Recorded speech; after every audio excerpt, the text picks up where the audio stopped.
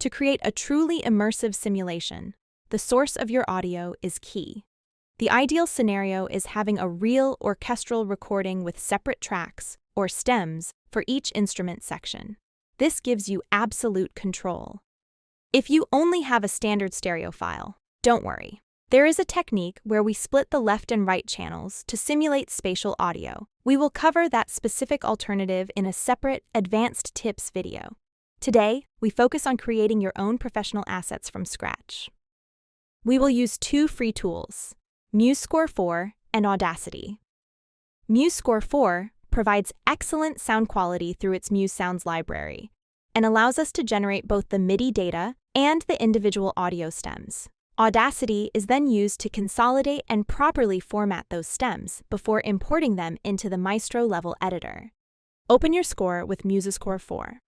Before exporting anything, insert an empty measure at the very beginning of your score. We call this bar 0. This silence acts as a buffer, ensuring the game engine and audio engine initialize perfectly in sync. You need to turn off the reverb for all instruments in MuseScore 4. This allows us to export clean stems, since Maestro Level Editor will add its own reverb based on the concert hall.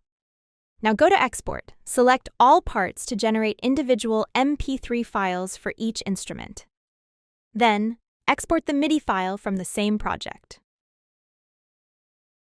MuseScore exports an MP3 every staff individually, Flute 1, Flute 2, Piccolo. However, Maestro Level Editor often groups these into a single Flutes section. We need to consolidate them. Open Audacity. Drag in all related tracks for a section, in this case Flute 1, Flute 2, and Piccolo. Then, export the mix as a mono MP3. Repeat this process for all instruments. Now that our stems are consolidated and mono, return to Maestro Level Editor. In the Setup tab, load the MIDI file we exported from MuseScore 4. This is the skeleton of our level.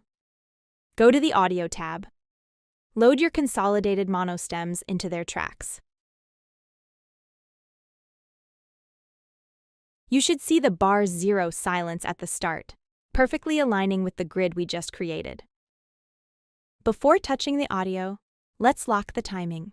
Go to the Gameplay tab and click Smart MIDI Analysis. The editor reads your MIDI's tempo map and automatically places the BPM and time signatures. In this case, we are going to ignore the 9/8 signature and manually set it to 3/4. This avoids complications and keeps the editing process simple. Go to the Audio tab. Now, you are the sound engineer. Use the individual faders to set the volume for each track, balancing the mix so no instrument drowns out the others. You can also use the solo and mute buttons to isolate specific tracks or temporarily silence them to check for clarity.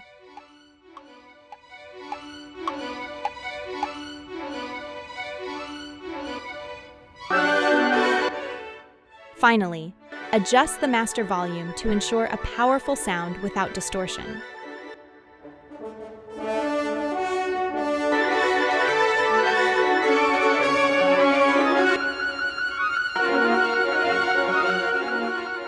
Your orchestra is now seated, the audio is mixed, and the timing is locked. In the next video, we will bring the musicians to life using animations.